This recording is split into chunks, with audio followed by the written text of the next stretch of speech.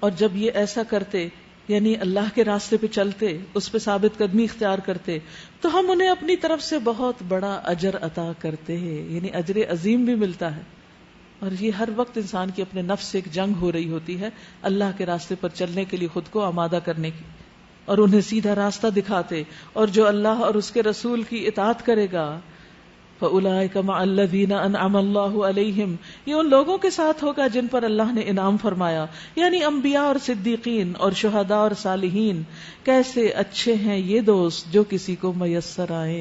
ایسے لوگوں کی صحبت، ایسے لوگوں کا ساتھ جو پاک نفس، پاک دامن، پاک باز ہوں، جن کی ساری محبتیں اللہ کے لیے خالص ہوں اور جو اس کو خوش کرنے میں دن رات دوڑ پھر رہے ہوں. یہ حقیقی فضل ہے جو اللہ کی طرف سے ملتا ہے، اور حقیقت جاننے کے لیے بس اللہ ہی کا علم کافی ہے.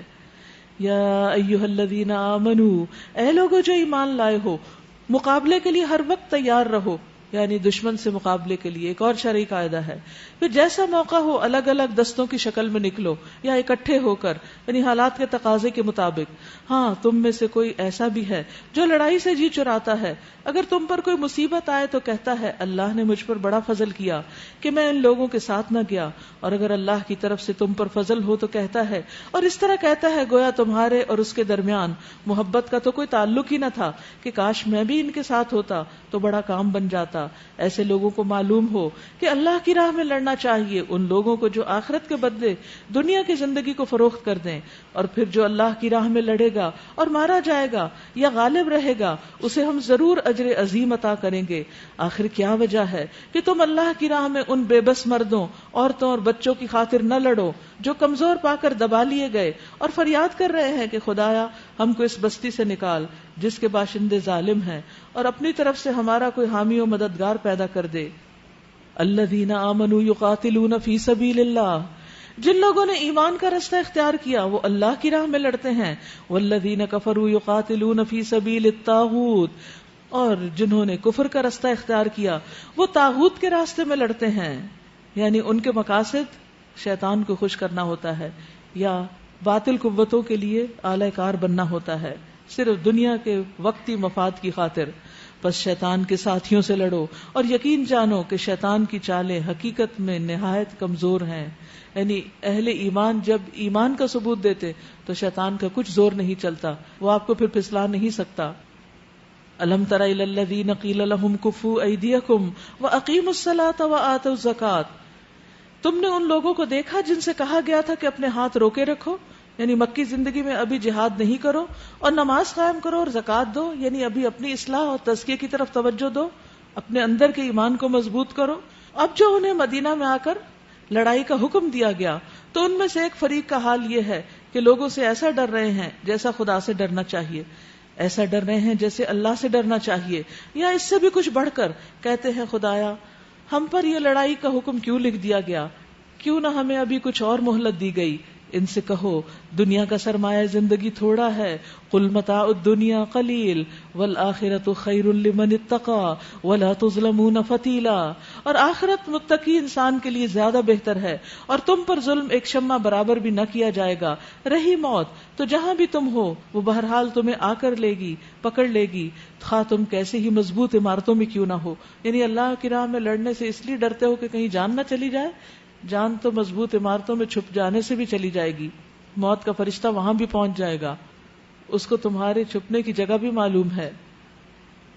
وَإِن تُصِبْهُمْ حَسَنَةٌ يَقُولُوا هَٰذِهِ مِنْ عِندِ اللَّهِ، اگر انہیں کوئی فائدہ پہنچتا ہے تو کہتے ہیں یہ اللہ کی طرف سے ہے، اور اگر کوئی نقصان پہنچتا ہے تو کہتے ہیں یہ آپ کی طرف سے ہے. یعنی محمد صلی اللہ علیہ وسلم کو بلیم کرتے ہیں. کہو سب کچھ اللہ کی طرف سے ہے. آخر ان لوگوں کو کیا ہو گیا ہے کہ کوئی بات ان کی سمجھ میں نہیں آتی. ما اصابک من حسنۃ فمن اللہ، اے انسان تجھے جو بھلائی بھی حاصل ہوتی ہے اللہ کی عنایت سے ہوتی ہے، اور جو مصیبت تجھ پر آتی ہے وہ تیرے اپنے کسب اور عمل کی بدولت آتی ہے. تو جب بھی کوئی مصیبت آئے، تکلیف آئے، تو سوچئے کہاں غلطی کی، کیا غلطی کی، اور اگر آپ اللہ تعالیٰ سے دعا کریں گے تو اللہ تعالیٰ آپ کو آپ کی غلطیاں دکھا بھی دے گا. اور جب غلطیاں نظر آنے لگے تو پھر ان کی اصلاح کی کوشش کریں، نہ کہ بار بار ان کی طرف پلٹیں. اے محمد صلی اللہ علیہ وسلم ہم نے آپ کو لوگوں کے لیے رسول بنا کر بھیجا اور اس پر اللہ کی گواہی کافی ہے. جس نے رسول کی اطاعت کی اس نے دراصل اللہ کی اطاعت کی. بعض لوگ قرآن اور سنت میں فرق کرتے ہیں. وہ کہتے ہیں قرآن کا حکم تو مان لیں گے لیکن حدیث نہیں مانیں گے. بھائی قرآن آپ کو کس نے دیا؟ محمد صلی اللہ علیہ وسلم نے دیا. کہاں سے؟ اللہ سے لے کر. اللہ تعالیٰ کی طرف سے آیا. اور حدیث بھی اللہ ہی کی طرف سے آئی ہے اور آپ ہی دے رہے ہیں. صرف یہ کہ قرآن مجید میں الفاظ بھی وہی ہیں، معنی بھی وہی ہے. حدیث میں معنی وہی ہے جو اللہ کی طرف سے آیا ہے لیکن الفاظ نبی صلی اللہ علیہ وسلم کے. اس تھوڑے سے فرق سے کیا تم اللہ کے رسول صلی اللہ علیہ وسلم کی باتوں کا انکار کر دو گے؟ ہرگز نہیں، کیونکہ جو رسول کی اطاعت کرتا ہے وہ دراصل اللہ کی اطاعت کرتا ہے اور اللہ تعالیٰ اس سے راضی ہوتا ہے. قل ان کنتم تحبون اللہ فاتبعونی یحببکم اللہ. کہہ دیجیے اگر تم اللہ سے محبت کرتے ہو تو میری اتباع کرو، اللہ تم سے محبت کرے گا. وَيَغْفِرْ لَكُمْ ذُنُوبَكُمْ اور تمہارے گناہوں کو معاف کر دے گا. اور جو منہ موڑ گیا تو بہرحال ہم نے تمہیں ان لوگوں کا پاسبان بنا کر نہیں بھیجا. وَيَقُولُونَ طَاعَةٌ وہ منہ پہ کہتے ہیں کہ ہم مطیع فرما ہیں، ہم بات مانیں گے. فَإِذَا بَرَزُوا مِنْ عِنْدِكَ بَيَّتَ طَائِفَةٌ مِّنْهُمْ غَيْرَ الَّذِي تَقُولُ مگر جب تمہارے پاس سے نکلتے ہیں تو ان میں سے ایک گروہ راتوں کو جمع ہو کر تمہاری باتوں کے خلاف مشورے کرتا ہے. یعنی منافق آپ کے احکامات کو نلیفائی کر دیتا ہے، آپ کی باتوں کے خلاف جا کر کچھ اور مشورے کرتا ہے. اللہ ان کی یہ ساری سرگوشیاں لکھ رہا ہے، تم ان کی پرواہ نہ کرو اور اللہ پر بھروسہ رکھو، وہی بھروسہ کے لیے کافی ہے. کیا یہ لوگ قرآن پر غور نہیں کرتے؟ اگر یہ اللہ کے سوا کسی اور کی طرف سے ہوتا تو اس میں بہت کچھ اختلاف بیانی پائی جاتی، یعنی آپس میں کنٹراڈکٹ کرتی اس کی آیات. یہ لوگ جہاں کوئی اطمینان بخش یا خوفناک خبر سن پاتے ہیں تو اسے لے کر پھیلا دیتے ہیں، یعنی افواہیں پھیلاتے ہیں. کون سی افواہیں؟ جس سے مسلمان ڈسٹرب ہوں، ان کا دل ٹوٹے، ان کا حوصلہ پست ہو. حالانکہ اگر یہ اسے رسول اور اپنی جماعت کے ذمہ دار اصحاب تک پہنچائیں تو وہ ایسے لوگوں کے علم میں آ جائے جو ان کے درمیان اس بات کی صلاحیت رکھتے ہیں کہ اس سے صحیح نتیجہ اخذ کر سکیں. تم لوگوں پر اللہ کی مہربانی اور رحمت نہ ہوتی تو تمہاری کمزوریاں ایسی تھی کہ سوائے چند لوگوں کے تم سب شیطان کے پیچھے لگ گئے ہوتے.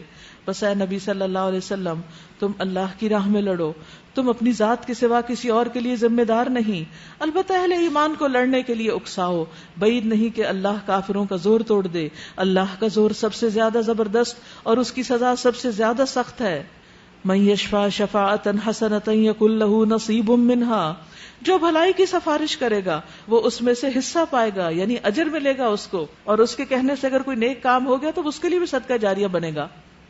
اور جو برائی کی سفارش کرے گا وہ اس میں سے حصہ پائے گا، اور اللہ ہر چیز پر نظر رکھنے والا ہے. وَإِذَا حُيِّيتُم بِتَحِيَّةٍ فَحَيُّوا بِأَحْسَنَ مِنْهَا أَوْ رُدُّوهَا إِنَّ اللَّهَ كَانَ عَلَى كُلِّ شَيْءٍ حَسِيبًا. اور جب کوئی تمہیں احترام کے ساتھ سلام کرے، جب کوئی تمہیں سلام کرے تو کیا کرو؟ اس کو اس سے بہتر طریقے سے جواب دو، یا کم از کم اسی طرح، بیر منیمم کیا ہے اس کو لوٹا دو، ویسا ہی کر دو. اللہ ہر چیز کا حساب لینے والا ہے. یہاں اللہ تعالیٰ کی صفت حسیب استعمال ہوئی ہے، یعنی اللہ تعالیٰ اس کا بھی حساب رکھ رہا ہے کہ کون سلام کرتا ہے کون نہیں، اور کون کیسا سلام کرتا ہے اور کیسا جواب دیتا ہے، بہتر جواب دیتا ہے یا ویسا ہی لوٹا دیتا ہے. حضرت عبداللہ رضی اللہ عنہ سے مروی ہے کہ نبی صلی اللہ علیہ وسلم نے فرمایا، بے شک سلام اللہ کے ناموں میں سے ایک نام ہے جسے اس نے زمین میں نازل کیا ہے، یعنی یہ نام اللہ کا نازل ہوا ہے، بس اس کو آپس میں پھیلا دو، یعنی اس نام کو خوب رواج دو. جب کوئی آدمی لوگوں کو سلام کرتا ہے اور وہ اسے جواب دیتے ہیں تو سلام کرنے والے کو ان پر فضیلت حاصل ہوتی ہے، وہ زیادہ بہتر ہوتا ہے اللہ کی نگاہ میں جو آغاز کرتا ہے، کیونکہ وہ ان کو یاد کراتا ہے. اور اگر وہ جواب نہ دیں تو ایسے بندے جواب دیتے ہیں جو ان سے بہتر اور پاکیزہ ہوتے. یعنی آپ بعض اوقات کس لیے سلام نہیں کرتے کہ کوئی جواب ہی نہیں دیتا، تو جس کے سلام کا جواب انسان نہ دیں اس کے سلام کا جواب پھر فرشتے دیتے ہیں. اسی طرح اپنے گھر میں داخل ہوتے وقت سلام کرنا چاہیے. ایسا شخص اللہ کی ضمانت میں ہوتا ہے. نبی صلی اللہ علیہ وسلم نے فرمایا 3 شخص ایسے ہیں جن کا ضامن اللہ ہے، اگر وہ زندہ رہے تو اللہ اس کے لیے کافی ہے، اگر فوت ہو جائے تو جنت میں داخل ہوگا. ان میں سے ایک وہ شخص جو اپنے گھر میں سلام کر کے داخل ہوا، بس اللہ عز و جل اس کا ضامن ہے. بعض اوقات گھر خالی ہوتا ہے تو بھی کر دیا کرے. اور سب سے بڑا بخیل کون ہے؟ سٹنجی، جو سلام میں بخل کرے اور پہل نہ کرے. تو ایک اور شرعی قاعدہ آپ کو معلوم ہو گیا. کیا کرنا ہے؟ صرف سلام نہیں، سلام میں پہل اور کثرت سے سلام. اللہ لا الہ الا ہو لیجمعنکم الی یوم القیامۃ لا ریب فیہ ومن اصدق من اللہ حدیثا. اللہ وہ ہے جس کے سوا کوئی خدا نہیں، کوئی الہ نہیں. وہ تم سب کو اس قیامت کے دن جمع کرے گا جس کے آنے میں کوئی شبہ نہیں. یعنی اللہ سبحانہ وتعالی قیامت کے دن سب کو اکٹھا کرے گا. یہ کام لازماً ہوگا. اور اللہ کی بات سے بڑھ کر سچی بات اور کس کی ہو سکتی ہے؟ یعنی اس بات میں کوئی شک نہ ہو تمہیں. پھر فرمایا فَمَا لَكُمْ فِي الْمُنَافِقِينَ فِئَتَيْنِ. پھر تمہیں یہ کیا ہو گیا ہے کہ منافقین کے بارے میں تمہارے درمیان دو رائے پائی جاتی ہیں، حالانکہ جو برائیاں انہوں نے کمائی ہیں ان کی بدولت اللہ انہیں الٹا پھیر چکا ہے.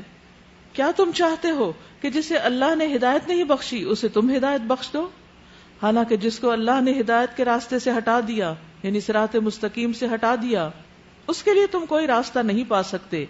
وہ تو یہ چاہتے ہیں کہ جس طرح وہ خود کافر ہیں اسی طرح تم بھی کافر ہو جاؤ. یعنی منافق تمہارے لیے یہی چاہتے ہیں تاکہ وہ اور تم سب یکساں ہو جائیں.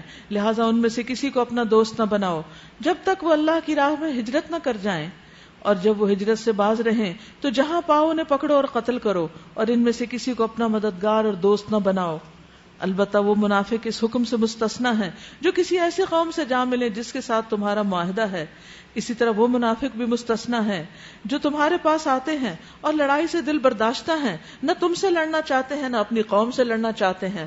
اللہ چاہتا تو ان کو تم پر مسلط کر دیتا اور وہ بھی تم سے لڑتے. لہٰذا اگر وہ تم سے کنارہ کش ہو جائیں اور لڑنے سے باز رہیں اور تمہاری طرف صلح اور آشتی کا ہاتھ بڑھائیں تو اللہ نے تمہارے لیے ان پر دست درازی کی کوئی سبیل نہیں رکھی. ایک اور قسم کے منافق تمہیں ایسے ملیں گے جو چاہتے ہیں کہ تم سے بھی امن میں رہیں اور اپنی قوم سے بھی، مگر جب کبھی فتنے کا موقع پائیں گے اس میں کود پڑیں گے. ایسے لوگ اگر تمہارے مقابلے سے باز نہ رہیں اور صلح و سلامتی تمہارے آگے پیش نہ کریں اور اپنے ہاتھ نہ روکیں تو جہاں وہ ملیں انہیں پکڑو اور مارو. ان پر ہاتھ اٹھانے کے لیے ہم نے تمہیں کھلی حجت دے رکھی ہے. وما كان لمؤمن ان يقتل مؤمنا الا خطأ. کسی مومن کا کام نہیں کہ کسی دوسرے مومن کو قتل کرے مگر یہ کہ اس سے بھول ہو جائے، غلطی سے کر دے. اور جو شخص کسی مومن کو غلطی سے قتل کر دے تو اس کا کفارہ یہ ہے کہ ایک مومن کو غلامی سے آزاد کرے اور مقتول کے وارثوں کو خون بہا دے، الا یہ کہ وہ خون بہا معاف کر دیں. لیکن اگر وہ مسلمان مقتول کسی ایسی قوم سے تھا جس سے تمہاری دشمنی ہو تو اس کا کفارہ ایک مومن غلام آزاد کرنا ہے. اور اگر وہ کسی غیر مسلم قوم کا فرد تھا جس سے تمہارا معاہدہ ہو تو اس کے وارثوں کو خون بہا دیا جائے گا اور ایک مومن غلام کو آزاد کرنا ہوگا. پھر جو غلام نہ پائے وہ پے در پے 2 مہینے کے روزے رکھے. یہ اس گناہ پر اللہ سے توبہ کا طریقہ ہے اور اللہ علیم اور دانا ہے. وَمَن يَقْتُلْ مُؤْمِنًا مُتَعَمِّدًا. اور جو شخص کسی مومن کو جان بوجھ کر قتل کرے فَجَزَاؤُهُ جَهَنَّمُ. تو اس کا بدلہ جہنم ہے، خالداً فیہا، اس میں وہ ہمیشہ رہے گا. وَغَضِبَ اللَّهُ عَلَيْهِ. اور اس پر اللہ تعالیٰ غضبناک ہو گیا. وَلَعَنَهُ. اور اس پر اس کی لعنت ہے. وَأَعَدَّ لَهُ عَذَابًا عَظِيمًا. اور اللہ نے اس کے لیے سخت عذاب مہیا کر رکھا ہے، بہت بڑا عذاب. تو اس سے پتہ چلتا ہے کہ کسی مسلمان کی جان کی کیا حرمت ہے. رسول اللہ صلی اللہ علیہ وسلم نے فرمایا، اس ذات کی قسم جس کے قبضے میں میری جان ہے، مومن کا قتل کرنا اللہ کے نزدیک تمام دنیا کے تباہ ہونے سے زیادہ ہے. پوری دنیا ڈسٹرائے کر دی جائے. کبھی آپ نے وہ مووی دیکھی ہوگی جس میں ڈسٹرکشن کی وجہ سے بعض وقت پوری عمارتیں گر رہی ہوتی، پورا شہر ملیا میٹ ہو رہا ہوتا. ایسے ایک شہر نہیں، 2 نہیں، سارے کے سارے دنیا کے ختم ہو جائیں، ساری چیزیں ڈھہ جائیں. وہ کم درجے کا نقصان ہے بنسبت اس کے کہ ایک مومن کو ناحق قتل کر دیا جائے. اللہ کے نزدیک کسی کی جان ناحق لینا اس قدر نقصان کی بات ہے، ناپسندیدہ بات ہے. اور یاد رکھیے کہ ناحق خون، بے جا خون جنت کے دروازے پر رکاوٹ بن جائے گا.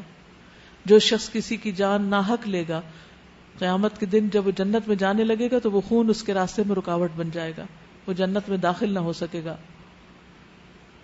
یا ایھا الذین آمنوا اذا ضربتم فی سبیل اللہ فتبینوا ولا تقولوا لمن القی الیکم السلام لست مؤمنا. اے لوگو جو ایمان لائے ہو، جب تم اللہ کی راہ میں جہاد کے لیے نکلو تو دوست دشمن میں تمیز کرو، اور جو تمہاری طرف سلام سے تقدیم کرے اسے فوراً کہہ نہ دو کہ تم مومن نہیں. ایک اور شرعی قاعدہ ہے، اگر تم دنیاوی فائدہ چاہتے ہو تو اللہ کے پاس تمہارے لیے بہت سے اموال غنیمت ہیں. آخر اسی حالت میں اس سے پہلے تم خود بھی مبتلا رہ چکے ہو، یعنی تم بھی تو کبھی کافر تھے، کبھی تم بھی تو بے دین تھے، اب تم دوسروں کے ساتھ صبر اور حوصلہ کیوں نہیں کرتے؟ پھر اللہ نے تم پر احسان کیا، لہذا تحقیق سے کام لو، جو کچھ تم کرتے ہو اللہ اس سے بے خبر نہیں، باخبر ہے. بہت ہی خوبصورت آیت ہے. ایک بہت اہم اصول زندگی کا دیا جا رہا ہے، ایک اہم شرعی قاعدہ دیا جا رہا ہے کہ جو شخص دین میں نہ ہو، جو شخص کسی وجہ سے کوئی اللہ کی نافرمانی کر رہا ہو، تو اس کے معاملے میں بہت جلدی نہ کرو کہ اسے فوراً سزا دے ڈالو. اس کے ساتھ صبر سے کام لو، حوصلہ کرو، اور یہ یاد رکھو پہلے تم بھی تو کبھی یہ غلط کام کیا کرتے تھے، اللہ نے تمہیں معاف کر دیا، تمہیں ڈھیل دی اور تم نے توبہ کر لی، تو ان کو بھی اللہ تعالیٰ ڈھیل دے رہا ہے، یہ بھی توبہ کریں گے. اور خصوصاً اگر کہیں جان لینے کا معاملہ ہو تو ناحق طریقے سے کسی کو مارنا نہیں چاہیے. لہذا تحقیق سے کام لو، جو کچھ تم کرتے ہو اللہ اس سے باخبر ہے.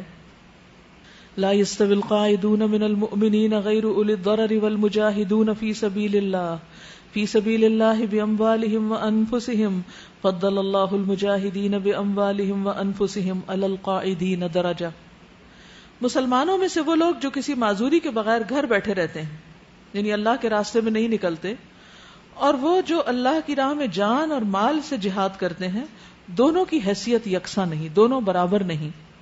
اللہ نے بیٹھنے والوں کی بنسبت جان اور مال سے جہاد کرنے والوں کا درجہ بڑا رکھا ہے. اگرچہ ہر ایک کے لیے اللہ نے بھلائی ہی کا وعدہ فرمایا ہے، مگر اس کے ہاں مجاہدوں کی خدمات کا معاوضہ بیٹھنے والوں سے بہت زیادہ ہے. ان کے لیے اللہ کی طرف سے بڑے درجات ہیں اور مغفرت اور رحمت ہے، اور اللہ بڑا معاف کرنے والا اور رحم فرمانے والا ہے. جو لوگ اپنے نفس پر ظلم کر رہے تھے ان کی روحیں جو فرشتوں نے قبض کی تو ان سے پوچھا کہ یہ تم کس حال میں مبتلا تھے؟ انہوں نے جواب دیا کہ ہم زمین میں کمزور اور مجبور تھے. فرشتوں نے کہا کیا اللہ کی زمین وسیع نہ تھی کہ تم اس میں ہجرت کرتے؟ یہ وہ لوگ ہیں جن کا ٹھکانہ جہنم ہے اور وہ بڑا ہی برا ٹھکانہ ہے. ہاں جو مرد، عورتیں اور بچے واقعی بے بس ہیں اور نکلنے کا کوئی راستہ اور ذریعہ نہیں پاتے، بعید نہیں کہ اللہ انہیں معاف کر دے. اللہ بڑا معاف کرنے والا اور درگزر فرمانے والا ہے. وَمَن يُهَاجِرْ فِي سَبِيلِ اللَّهِ يَجِدْ فِي الْأَرْضِ مُرَاغَمًا كَثِيرًا وَسَعًا. جو کوئی اللہ کی راہ میں ہجرت کرے گا وہ زمین میں پناہ لینے کے لیے بہت جگہ اور بسر اوقات کے لیے بڑی گنجائش پائے گا. یعنی بعض اوقات حالات ایسے تنگ ہو جاتے ہیں کہ انسان ایک جگہ پر، ایک گھر میں، ایک زمین پر اللہ کی اطاعت نہیں کر پاتا، تو ایسی صورت میں اللہ کی اطاعت نہیں چھوڑنی، وہ جگہ چھوڑ دینی ہے. اور جو اپنے گھر سے اللہ اور اس کے رسول کی طرف ہجرت کے لیے نکلے پھر راستے میں ہی اسے موت آ جائے، اس کا اجر اللہ کے ذمہ واجب ہو گیا. اللہ بہت بخشش فرمانے والا اور رحیم ہے. یعنی اللہ تعالیٰ کے نزدیک یہ عمل اتنا پیارا ہے کہ کوئی نیت ہی کر لے، کوئی ایک قدم ہی اٹھا لے تو اللہ تعالیٰ اس پر ہی اجر عطا کرتا ہے. اور ہجرت ایک تو بڑی ہجرت ہے، ایک جگہ سے دوسری جگہ جانا، اور اس کے علاوہ چھوٹی ہجرتیں بھی ہیں. ہجرت کا مطلب ہوتا ہے اللہ کی نافرمانی کے کام کو چھوڑ دینا، تو گناہوں کو چھوڑنا بھی ایک ہجرت ہے. تو اپنی غلطیوں اور برائیوں کی جن سے آپ خود بھی تنگ ہیں لسٹ بنائیے، اور پھر سوچئے کہ ان کو آپ اللہ کی خاطر کیسے چھوڑ سکتے ہیں. وَإِذَا ضَرَبْتُمْ فِي الْأَرْضِ فَلَيْسَ عَلَيْكُمْ جُنَاحٌ أَن تَقْصُرُوا مِنَ الصَّلَاةِ. ایک اور شرعی قاعدہ، اور جب تم لوگ سفر کے لیے نکلو تو کوئی مضائقہ نہیں اگر نماز میں اختصار کرو. قصر نماز کی بات ہو رہی ہے، سفر میں اس کی اجازت ہے، خصوصاً جب کہ تمہیں اندیشہ ہو کہ کافر تمہیں ستائیں گے، کیونکہ وہ کھلم کھلا تمہاری دشمنی پر تلے ہوئے ہیں. قصر نمازوں میں فجر کی سنتیں پڑھی جاتی ہیں، باقی جو 4 رکعتیں ہوتی ہیں وہ 2 ہوتی ہیں، 3 رکعت 3 ہی ہوتی ہے، اور وتر بھی پڑھے جاتے ہیں. گھر کے علاوہ انسان جہاں کہیں جاتا ہے وہ سفر کی حالت ہوتی ہے، یعنی اپنا شہر چھوڑ کر. یہ نہیں کہ گھر سے نکل کر G11 سے آپ H11 آ گئے ہیں تو یہ ہجرت ہوگی اور سفر ہو گیا، ایسا نہیں. اور اے نبی صلی اللہ علیہ وسلم، جب تم مسلمانوں کے درمیان ہو اور حالت جنگ میں انہیں نماز پڑھانے کے لیے کھڑے ہو تو چاہیے کہ ان میں سے ایک گروہ تمہارے ساتھ کھڑا ہو اور اسلحہ لیے رہے، پھر جب وہ سجدہ کر لے تو پیچھے چلا جائے. اب ہجرت اور قصر نماز کے بعد خوف کی نماز کا طریقہ بتایا گیا. یعنی ہم سوچتے ہیں کہ اب تو بڑے مشکل حالات ہیں، اب تو شاید نماز معافی ہو جائے، لیکن اس وقت بھی نماز پڑھنی ہے. تو پھر عام حالات میں آرام سے اپنے بستر پر لیٹے ہوئے نماز چھوڑنے والے کیسے چھوڑ دیے جائیں گے؟ اور دوسرا گروہ جس نے ابھی نماز نہیں پڑھی آ کر تمہارے ساتھ پڑھے اور وہ بھی چوکنا رہے اور اپنا اسلحہ لیے رہے، کیونکہ کفار اس طاق میں ہے کہ تم اپنے ہتھیاروں اور اپنے سامان کی طرف سے ذرا غافل ہو تو وہ یک بارگی تم پر ٹوٹ پڑے. البتہ اگر تم بارش کی وجہ سے تکلیف محسوس کرو یا بیمار ہو تو اسلحہ رکھ دینے میں کوئی مذائقہ نہیں، مگر پھر بھی چوکنے رہو. دین اور دنیا کا کتنا زبردست امتزاج ہے کہ اسلحہ پہن کے نماز پڑھو، اور خواتین بچے اٹھا کر بھی نماز پڑھیں، کیونکہ خواتین کا میدان جنگ ان کا گھر ہی ہوتا ہے، اور ان کا اپنے نفس کے ساتھ اور بچوں کے ساتھ جو معاملہ چلتا رہتا ہے وہ کچھ کم درجے کی مشکل نہیں. تو اس وجہ سے بھی، یعنی بچوں کی وجہ سے بھی یا چھوٹی چھوٹی ناپاکیوں کے بہانے کر کے بھی نماز چھوڑی نہیں جا سکتی. اور یقین رکھو کہ اللہ نے کافروں کے لیے رسوا کن عذاب مہیا کر رکھا ہے. پھر جب نماز سے فارغ ہو جاؤ تو کھڑے اور بیٹھے اور لیٹے ہر حال میں اللہ کو یاد کرو. انڈر لائن کر لیجئے اس آیت کو، بہت ہی اہم آیت ہے. ہم سمجھتے ہیں نماز پڑھ لی، قرآن پڑھ لیا، ذکر ہو گیا ہمارا سارا. نہیں، نماز پڑھنے کے بعد کچھ لوگوں کو میں نے دیکھا سلام پھیرنے کی دیر ہے مصلی سے ایسے بھاگتے ہیں جیسے کوئی کسی ناپسندیدہ چیز سے فرار حاصل کر رہا ہو، بس انتظار میں ہوتا ہے کہ بھاگیں یہاں سے. حالانکہ نماز کے بعد جتنی دیر آپ ذکر کرتے رہیں گے، خصوصاً فجر کی نماز کے بعد کہا گیا جب تک وضو رہے گا فرشتے آپ کے لیے رحمت کی دعائیں کرتے رہیں گے. تو مصلی پر بیٹھ کر اللہ کا ذکر کرنا یا نماز کے بعد اللہ کا ذکر کرنا بہت فائدے کی چیز ہے. اور پھر اگر کھڑے ہی ہونا پڑے نماز کے بعد تو کھڑے ہو کر بھی ذکر کرو. کچن میں ضروری کام ہے، بچہ رو رہا ہے، دودھ دینا ہے اس کو، تو تسبیح ساتھ جاری رکھو. وقعودن، اور بیٹھ کر، وعلی جنوبکم، اور اگر کسی وجہ سے تکلیف ہے کہ تم زیادہ دیر بیٹھ کے بعد میں نہیں پڑھ سکتے اور لیٹنا پڑ رہا ہے، بیمار ہو تو لیٹ کے ذکر کرو. یعنی تسبیحات فاطمہ جو ہے کم از کم ان کو ہر نماز کے بعد ضرور پڑھو، کیونکہ جو ان کی پابندی کرے گا اس کے لیے جنت کی ضمانت ہے. فَإِذَا اطْمَأْنَنْتُمْ فَأَقِيمُوا الصَّلَاةَ، اور جب اطمینان نصیب ہو جائے تو پوری نماز پڑھو. إِنَّ الصَّلَاةَ كَانَتْ عَلَى الْمُؤْمِنِينَ كِتَابًا مَوْقُوتًا، نماز در حقیقت ایسا فریضہ ہے جو پابندی وقت کے ساتھ اہل ایمان پر لازم کیا گیا ہے. وقت کی پابندی ضروری ہے. ایک شخص نے نبی صلی اللہ علیہ وسلم سے پوچھا کون سا عمل سب سے افضل ہے؟ آپ نے فرمایا وقت پر نماز پڑھنا. قیامت کی نشانیوں میں سے ایک نشانی یہ ہے کہ ایسے لوگ آئیں گے جو نمازوں کو ڈیلے کر دیں گے، مؤخر کر دیں گے، ضائع کر دیں گے. تو ایسی صورت میں ہم سب کو اس بات کا دھیان رکھنا ہے کہ اللہ نے ہمیں اپنی عبادت کے لیے پیدا کیا، اور عبادت کا سب سے بہترین طریقہ نماز ہے. وَلَا ذِكْرُ اللَّهِ أَكْبَرُ، اللہ کے ذکر کا بھی سب سے بڑا طریقہ ہے. تو اس لیے آداب اور شرائط کے ساتھ، وقت کی پابندی کے ساتھ اس کو ادا کرنا ضروری ہے. ان الصلاة كانت على المؤمنين كتابا موقوتا ولا تهنوا في ابتغاء القوم. اس گروہ کے تعاقب میں کمزوری نہ دکھاؤ. اب آپ دیکھیں ایک طرف اللہ تعالیٰ نماز کا حکم دیتے، اس کے طریقے بتاتے، سفر میں، خوف میں نماز کم کرنے اور نماز پڑھنے کے مخصوص طریقے سکھائے جاتے ہیں. اور اس کے بعد یہ نہیں کہا جاتا کہ نمازوں میں ایسے محو ہو جاؤ، اپنی عبادت میں اس طرح لگ جاؤ کہ تم اپنے دشمنوں کو بھول جاؤ یا باقی کام بھول جاؤ. نمازیں پڑھتے ہوئے باقی طرف بھی دھیان رکھنا ہے، نماز کے اندر نہیں، نماز پڑھنے کے بعد، کیونکہ ہم نماز کے اندر ہی شروع ہو جاتے ہیں اور کیا کیا کرنے والا ہے. اگر تم تکلیف اٹھا رہے ہو تو تمہاری طرح وہ بھی تکلیف اٹھا رہے ہیں، اور تم اللہ سے اس چیز کے امیدوار ہو جس کے وہ امیدوار نہیں ہیں. اللہ سب کچھ جانتا ہے اور وہ حکیم و دانا ہے. اے نبی صلی اللہ علیہ وسلم، ہم نے یہ کتاب حق کے ساتھ تمہاری طرف نازل کی ہے تاکہ جو راہ راست اللہ نے آپ کو دکھائی ہے اس کے مطابق آپ فیصلہ کریں. تم بددیانت لوگوں کی طرف سے جھگڑنے والے نہ بننا اور اللہ سے درگزر کی درخواست کیجیے، وہ بڑا درگزر فرمانے والا اور رحیم ہے. جو لوگ اپنے نفس سے خیانت کرتے ہیں تم ان کی حمایت نہ کرو، کیونکہ معمولی خیانت کا بھی بہت برا انجام ہے.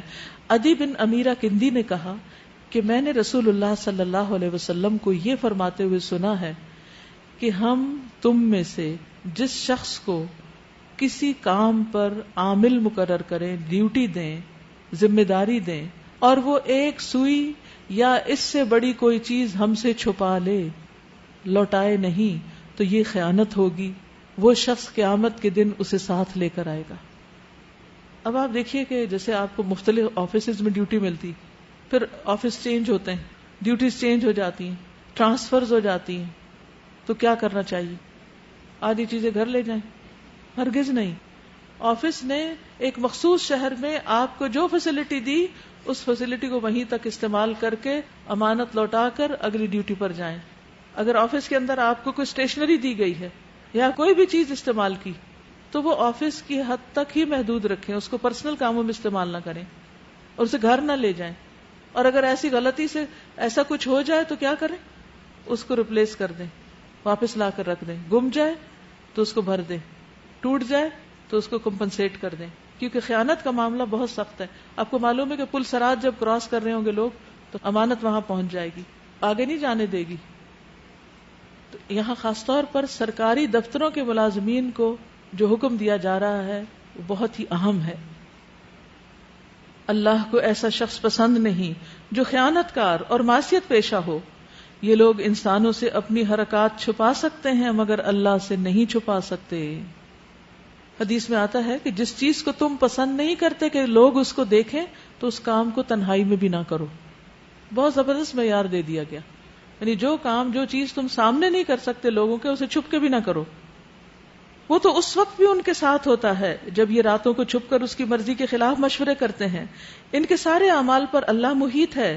ہاں تم لوگوں نے ان مجرموں کی طرف سے دنیا کی زندگی میں تو جھگڑا کر لیا مگر قیامت کے روز ان کی طرف سے کون جھگڑا کرے گا؟